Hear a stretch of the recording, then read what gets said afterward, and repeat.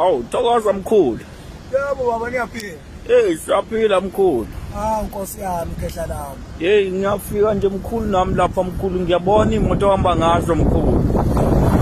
Yebo mkhulu. Hey baba le moto baba igijele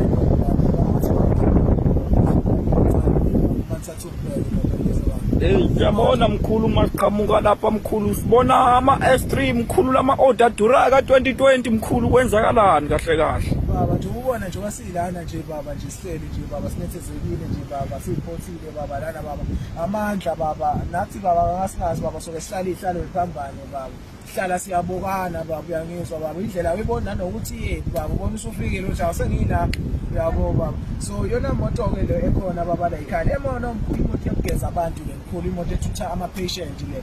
Hayi siyabona mkhulu ukuthi amandla akhona. Akhona amandla baba nawe bawafuna bawathola baba. Siyabona mkhulu. Baba leo nene wazona into engane le baba. Uthi ukuthi uqine baba ukuze uphathe into yakho ngempela baba.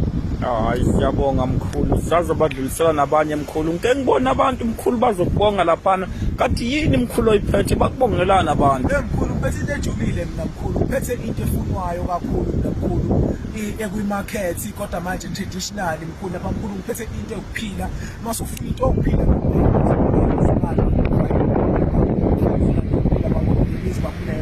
uyaxoxa nami baba usondele baba sikulela abafana laba abafishane baba bafike bakwenze into yokuphila baba.